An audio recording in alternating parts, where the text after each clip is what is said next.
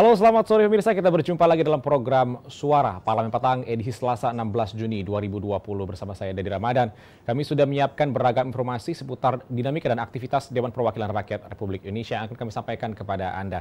Dan terkait dengan tema utama kita pada hari ini, kita akan membahas permasalahan pendidikan new normal, di mana pemerintah telah menerapkan new normal atau pelonggaran PSBB di sejumlah daerah, walaupun masih ada zona-zona merah yang masih belum diperkenakan untuk melakukan tahap new normal. Nah, permasalahannya adalah ketika pendidikan di Indonesia masih belum bisa dilanjutkan mulai dari tahap dasar hingga ke perguruan tinggi yang masih belum bisa dilanjutkan secara reguler seperti biasanya. Dan nanti kita akan membahas terkait dengan permasalahan pendidikan new normal dalam tajuk utama nanti. Sebelum itu kita akan menyaksikan dulu apa saja menjadi headline media online yang terbit pada hari ini pemirsa.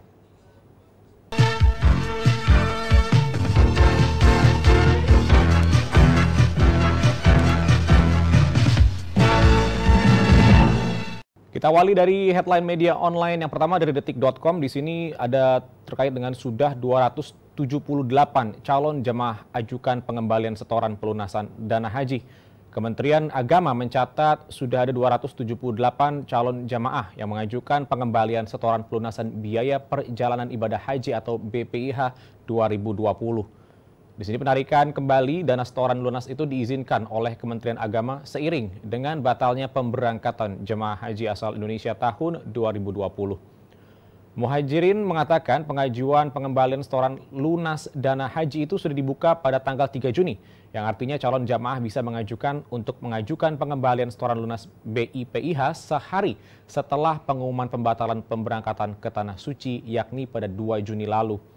Muhajirin menjelaskan permohonan pengembalian itu diajukan ke kantor wilayah Kementerian Agama Kabupaten Kota hingga diproses oleh Ditjen Penyelenggaraan Haji dan Umroh. Setelah itu nantinya di sini BPKA kemudian akan mengeluarkan surat perintah untuk membayar atau SPM dan bank penerima setoran akan mentransfer dana rekening calon jamaah. Proses pengembalian secara prosedur berlangsung kurang lebih selama 9 hari. Dan permohonan 278 jamaah sudah dikirim ke BPKH. Sebanyak 206 permohonan sudah diterbitkan SPM-nya oleh BPKH dan sudah diterima oleh BPS BIPIH. Dan jika sudah ada SPM, BPS BIPIH tinggal mentransfer ke rekening jamaah. Lalu Muhajirin melanjutkan setoran lunas dana haji per embarkasi berbeda satu sama lain. Meski demikian, dana setoran awal di setiap daerah sama, yakni 25 juta rupiah. Dan di media online selanjutnya ada dari republika.com. Di sini membahas 11 provinsi yang laporkan tak ada penambahan kasus COVID-19. Juru bicara pemerintah untuk penanganan COVID-19 Ahmad Yuryanto mengatakan 19 provinsi hari ini melaporkan penambahan positif COVID-19 di bawah 5 kasus. 11 provinsi diantaranya bahkan melaporkan tidak ada sama sekali penambahan kasus di wilayahnya. 11 wilayah tersebut antara lain adalah Aceh, Bangka Belitung, Bengkulu, Jambi, Kalimantan Barat, Kalimantan Utara, Sumatera Barat, Lampung, Papua, Sulawesi Barat, dan NTT. Namun ada 19 provinsi yang dilaporkan kasus di bawah 10. Bahkan ada 11 provinsi yang hari ini 0 kasus baru. Ia menerangkan provinsi yang laporan kasus positifnya sedikit justru menyampaikan penambahan pasien sembuh COVID-19 yang cukup banyak. Ia mencontohkan Papua yang angka kasus COVID-19 hari ini tidak mengalami penambahan, justru melaporkan penambahan pasien sembuh sebanyak 63 orang. Ia mengatakan dengan banyaknya provinsi yang sudah mulai berkurang melaporkan penambahan kasus tentu menggembirakan. Meskipun ia tidak memungkiri bahwa perkembangan data secara keseluruhan masih menunjukkan angka peningkatan. Namun angka penambahan pasien sembuh COVID-19 secara nasional hari ini sebanyak 592 kasus. Sehingga total pasien sembuh keseluruhan sebanyak 15.123 orang. Kasus baru COVID-19 pada Senin 15 Juni dilaporkan sebanyak 1.017 orang dan sebaran penambahan tertinggi hari ini ada di Jawa Timur dengan 270 kasus, DKI Jakarta 142 kasus, Jawa Tengah 116 kasus, Sulawesi Selatan 101 kasus dan 66 kasus di Kalimantan Selatan. Kita beralih ke media online selanjutnya dari Bela Rakyat. Di sini terkait dengan waspadalah ada upaya mendistorsi substansi makna nilai-nilai Pancasila di rancangan Undang-Undang HIP. Anggota Komisi 3 DPR RI Habib Abu Bakar Al-Habsyi menilai TAP MPRS nomor 25 MPRS tahun 1966 tentang larangan ajaran komunisme Marxisme adalah sumber penting rancangan Undang-Undang Haluan Ideologi Pancasila atau rancangan RUU HIP. Mengingat lahirnya RUU HIP adalah adanya pemikiran perlunya penegasan Pancasila sebagai soko guru ideologi bangsa. Dengan undang-undang tersebut nantinya diharapkan dapat menjadi landasan berpikir dan bertindak bagi penyelenggara negara dan masyarakat. Tentunya menjadi aneh jika kemudian rancangan Undang-Undang HIP ini tidak merujuk pada TAP MPRS nomor 25 MPRS tahun 1966 tentang larangan ajaran komunisme Marxisme. Karena TAP MPR tersebut lahir sebagai upaya untuk mengingatkan pentingnya ideologi Pancasila yang pernah hendak diganti oleh komunisme. Kita juga kemudian memperingatinya dengan Hari Kesaktian Pancasila. Dan itu semua adalah sejarah perjuangan bangsa dalam mempertahankan keberadaan Pancasila.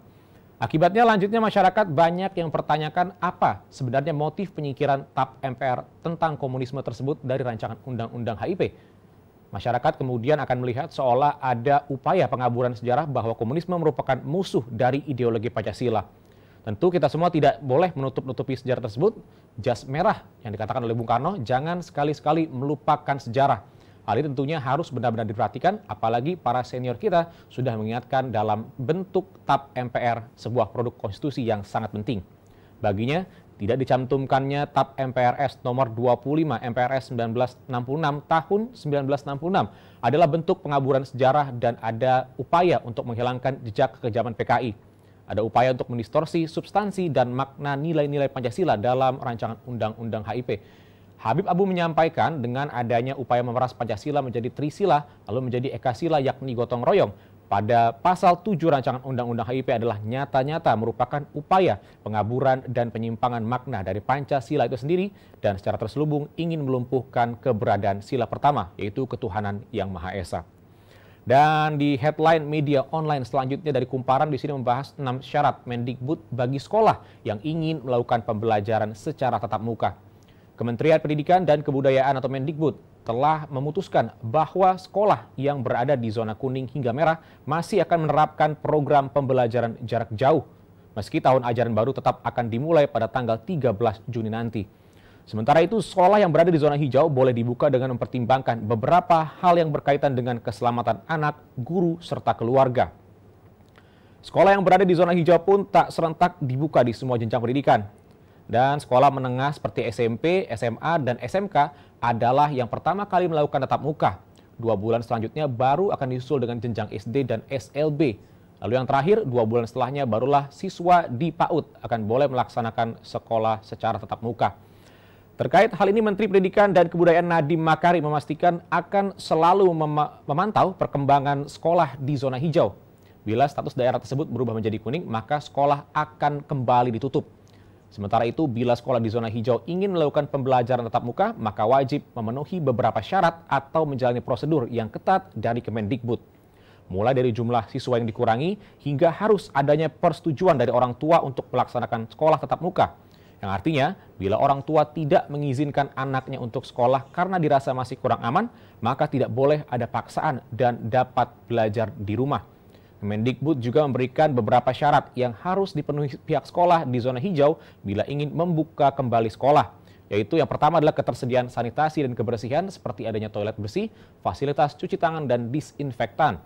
Dan yang kedua ada akses ke fasilitas kesehatan di sekitarnya yaitu puskesmas, klinik, ataupun rumah sakit. Yang ketiga wajib menggunakan masker kain dan masker tembus pandang bila ada peserta didik yang tunarungu. Dan 4, memiliki termogan atau pengukur suhu tubuh. Dan juga di sini yang kelima, kalau ada peserta didik yang punya kondisi medis atau sakit tidak boleh masuk, termasuk jika keluarga sakit tidak diperbolehkan untuk mengunjungi sekolah. Lalu ada pula yang keenam, di sini ada kesepakatan dengan Komite Satuan Pendidikan untuk melakukan pembelajaran tatap muka. Pemirsa, tadi sudah kita sampaikan kepada Anda headline media online. Nanti kami akan kembali lagi untuk membahas tajuk edisi Selasa 16 Juni 2020 terkait dengan permasalahan pendidikan new normal. Jadi pastikan Anda jangan kemana-mana.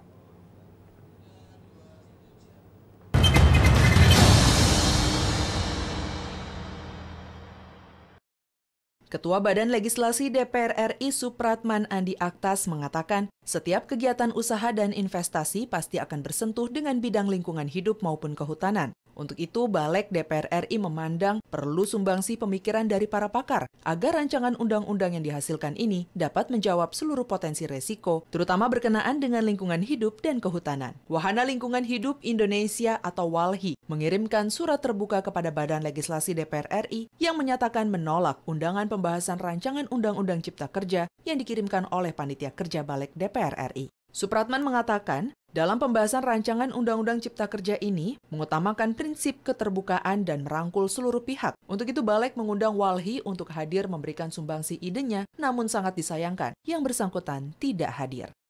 Kalau kita hanya kacamata kuda melihatnya hanya dari sisi lingkungan, ya soal keberlanjutan masyarakat kita yang mau kasih makan siapa, Pak?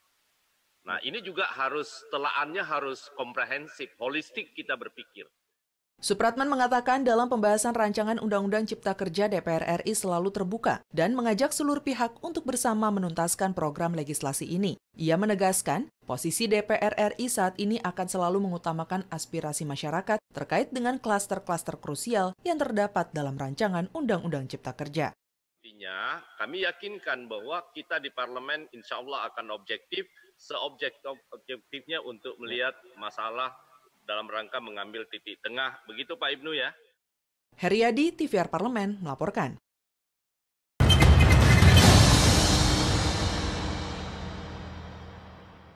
Pemirsa, permasalahan pendidikan new normal di sini Ketua DPR RI Puan Maharani menegaskan bahwa penyelenggaraan pendidikan di tengah wabah virus corona atau COVID-19 harus dikelola dengan baik agar tidak berakibat pada gangguan kesehatan dan perkembangan anak-anak. Penyelenggaraan pendidikan di tengah pandemi COVID-19 perlu dikelola dengan baik agar tidak berdampak pada kesehatan anak-anak kita dan juga pada generasi muda. Di sini menurut Puan, protokol pelaksanaan normal baru di sekolah harus dilakukan secara ketat dan tentu saja protokol kesehatan untuk sekolah sangat berbeda dengan protokol untuk mal, perkantoran, dan tempat publik lain. Apalagi untuk sekolah PAUD yang anak-anaknya masih terbilang sangat kecil dan naluri untuk bermain bersama teman-temannya sangat besar. Oleh karena itu, Puan meminta pelaksanaan new normal terutama untuk sekolah harus dilakukan secara hati-hati. Pemerintah dinilai perlu merespons aspirasi yang berkembang terkait penerapan normal baru bagi anak-anak di sekolah. Misalnya dalam hal penerapan normal baru di sekolah yaitu unsur-unsur masyarakat untuk meminta agar kegiatan sekolah dimulai ketika keadaan benar-benar sudah terkendali. Selain itu, Puan meminta kepada guru-guru PAUD supaya benar-benar memperhatikan proses pembentukan karakter anak sejak usia dini, di mana ia menilai para pendidik dan tenaga kependidikan PAUD berperan penting dalam proses pendidikan Indonesia, khususnya dalam pembangunan karakter bangsa. Pada usia dini, pembentukan karakter, etos kerja, toleran, disiplin, gotong royong, dan yang lainnya mulai ditanamkan dalam hati nurani anak-anak. Pendidikan pada usia dini sebagai bagian dari pendidikan nasional pada dasarnya adalah pembentukan karakter bangsa berlandaskan pada Pancasila.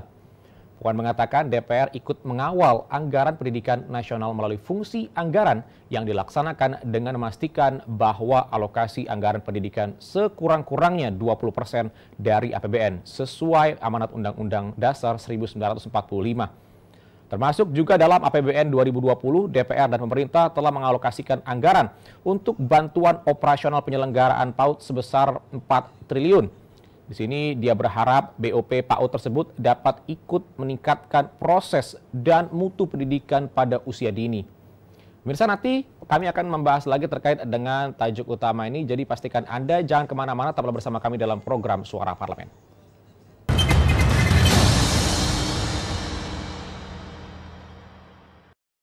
Ditemui saat rapat panja pembahasan DIM Rancangan Undang-Undang Cipta Kerja secara virtual di Gedung Nusantara 1 DPR RI Senayan, Jakarta baru-baru ini. Anggota Balik DPR RI Fauzi Amro optimis, ekonomi Indonesia segera membaik pasca pandemi COVID-19, mengingat Indonesia selamat dari resesi ekonomi akibat pandemi virus corona tersebut. Fauzi mengungkapkan keberhasilan Indonesia melewati ujian ekonomi tersebut disampaikan oleh media asal Amerika Serikat, Politico. Dalam risetnya, Politico memberikan ranking kepada 30 negara berdasarkan hasil kinerja di sektor kesehatan dan ekonomi.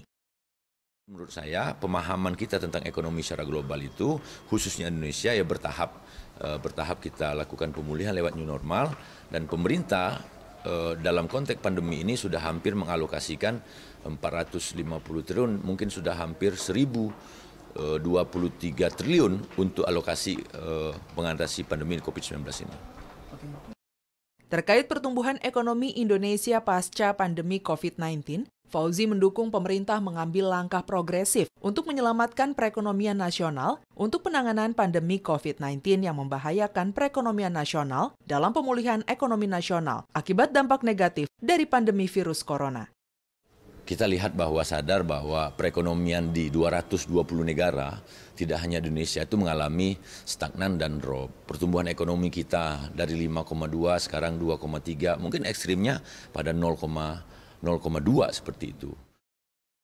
Habibie dan Temi, TVR Parlemen melaporkan.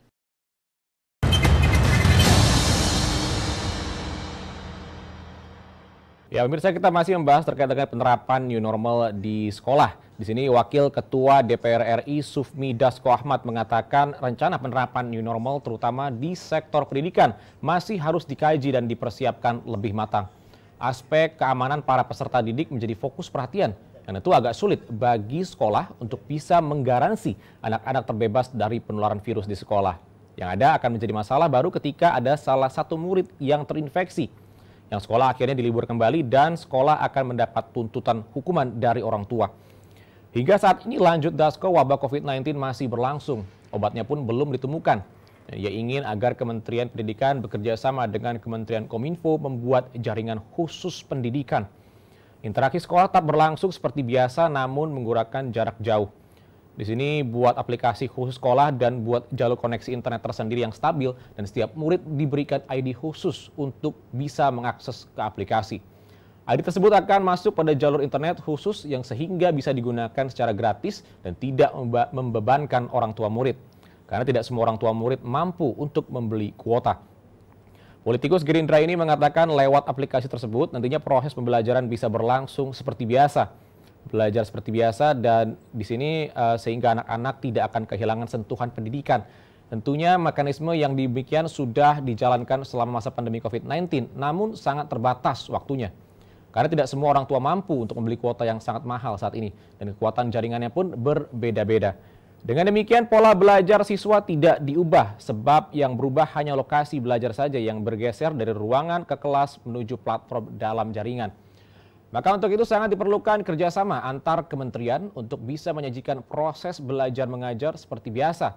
Jangan biarkan pendidikan anak bangsa terbengkalai, namun jangan juga membiarkan anak-anak ada dalam ancaman virus yang berbahaya. Ia harap dalam waktu dekat hal ini bisa terlaksana atau bisa ada solusi lain yang lebih baik untuk menjawab keresahan masyarakat akan pendidikan anak-anak mereka ketika memasuki new normal dan jangan sampai dibiarkan berlarut-larut. Anggota Komisi 10 DPR RI Mujib Rohmat mengatakan pandemi COVID-19 berdampak sangat besar di bidang pariwisata. Di sini terbukti banyak tempat wisata yang terpaksa tutup dan sarana wisata lainnya seperti hotel dan restoran pun ikut terdampak. Jika di bidang pariwisata mungkin lebih siap untuk menjalankan new normal dikarenakan pembatasan pengunjung bisa dilakukan.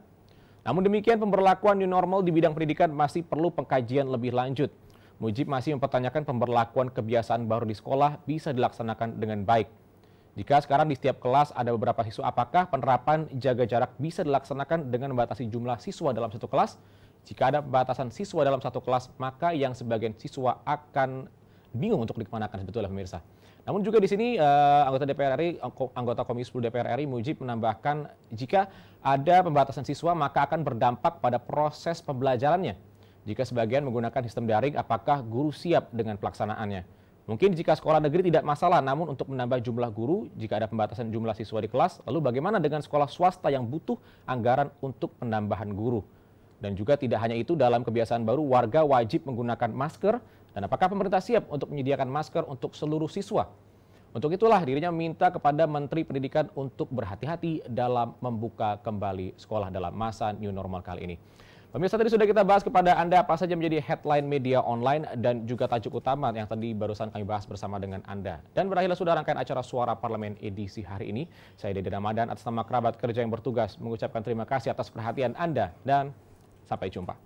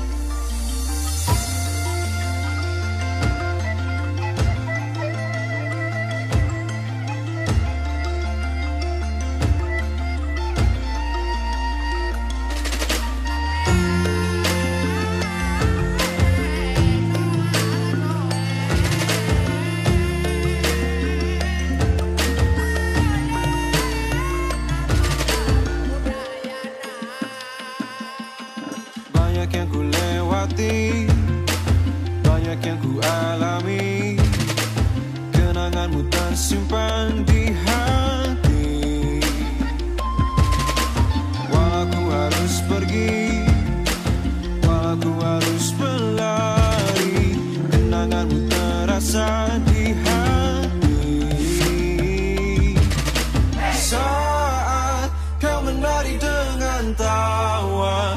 Rasa terkesima mulai melebu dalam hati ini, dan ku telah arungi luas semesta, tapi tak ada yang mengalahkan indah parasmu.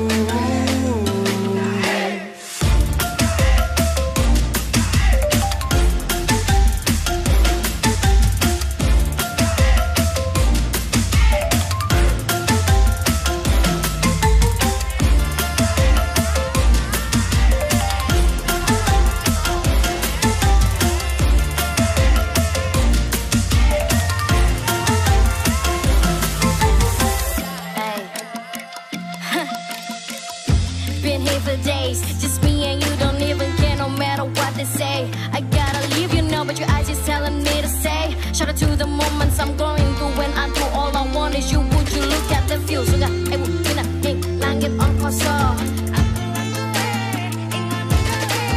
Budi, laku utamakan di sentosa and budi. Saat kau menari dengan tawa, rasa terkesima mulai melebu dalam hati ini, dan ku